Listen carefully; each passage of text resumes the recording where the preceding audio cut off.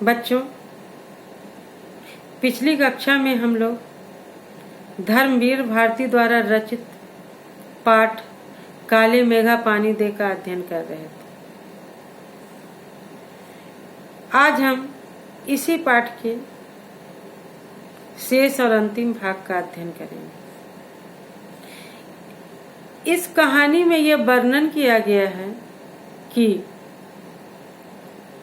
लोगों में यह अंधविश्वास व्याप्त था कि इंद्रसेना नाम के लड़कों की टोली पर पानी फेंकने से इंद्र भगवान प्रसन्न होंगे और उन्हें पानी देंगे।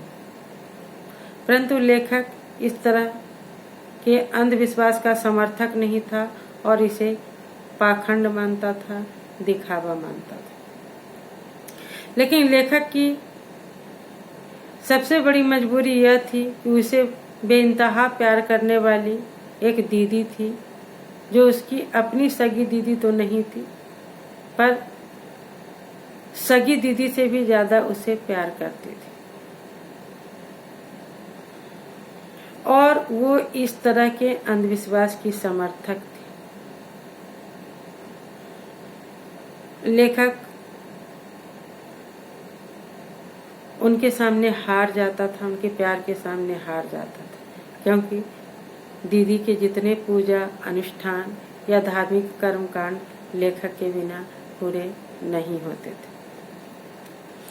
किंतु इस बार मैंने साफ इनकार कर दिया। इस बार लेखक ने क्या किया? साफ इनकार कर दिया। मुझे नहीं फेंकना है बाल्टी भर भर कर पानी इन गंदी मेढक मंडली पर जब जीजी बाल्टी भरकर पानी ले गई, उनके बूढ़े पांव डगमगा रहे थे तथा हाथ कांप रहे थे, तब भी मैं अलग मुंह फुलाए खड़ा ही रहा। लेखक गुस्सा है दीदी से, क्योंकि उसका मानना है कि इस तरह का अंधविश्वास बेकार है, पानी की बर्बादी है, और खासकर ऐसे समय में जब पानी की बहुत ज्यादा किल्लत है, पानी की बहुत ज्यादा कमी।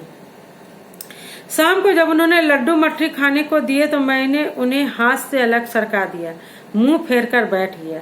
जीजी से बोला तक नहीं। पहले वे भी तमतमाई, लेकिन ज्यादा देर तक उनसे गुस्सा नहीं किया गया। पास आकर मेरा सिर अपने गोद में लेकर बोली, देख भैया, रूठ मत, बात सुन, यह सब अंधविश्वास नहीं है।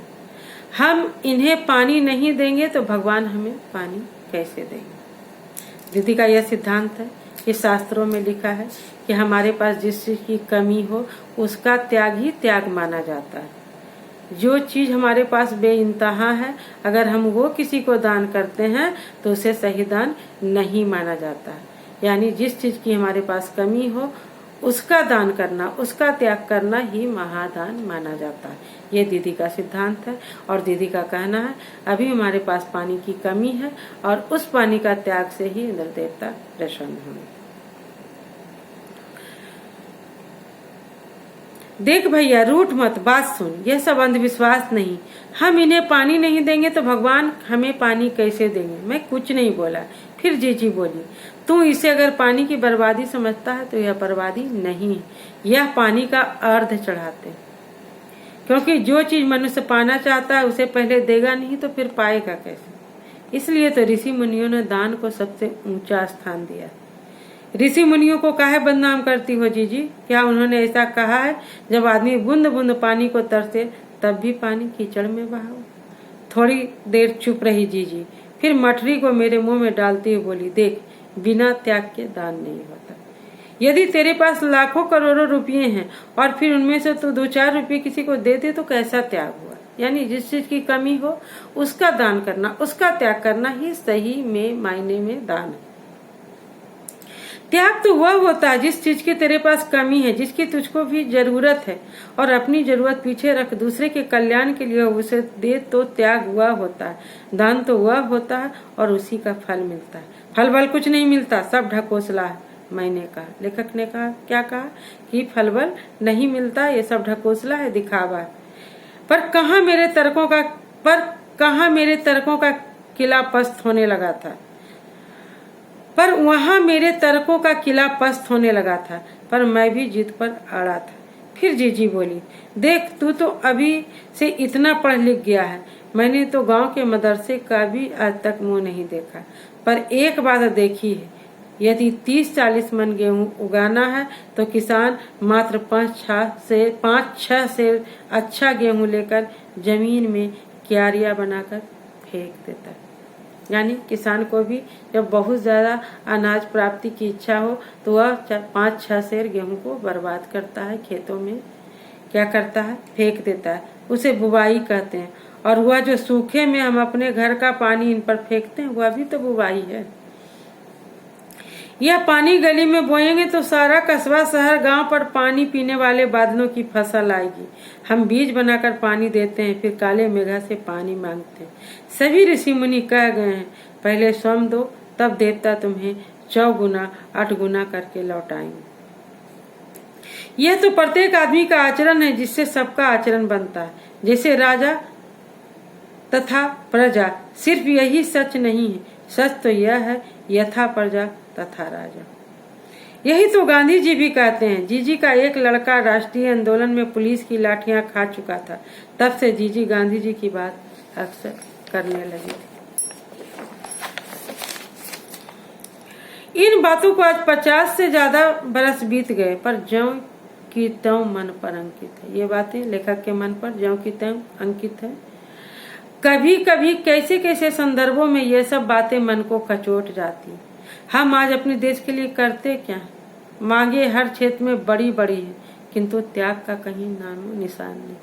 आदमी खुद की स्वार्थ पर पूर्ति में इतना मग्न है कि दूसरे के बारे में सोचने के लिए उसके पास समय नहीं। यानी मांगे हर क्षेत्र में बड़ी बड़ी है, किंतु त्याग का कहीं नामो निशान नहीं।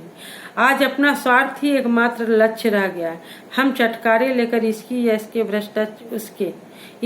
उसके भ्रष्टाचार की बातें करते हैं, मगर क्या कभी हमने जांचा है कि अपने स्तर पर अपने ही दायरे में उसी भ्रष्टाचार के कहीं अंग तो नहीं बन रहे? लेखक का मानना है हम भ्रष्टाचार की बातें भी करते हैं और वो भी चटकारे ले लेकर, लेकिन कभी ये जानने की कोशिश नहीं करते कि कहीं हम भी तो उस भ्रष्टाचार के अंग नहीं बन रहे हैं।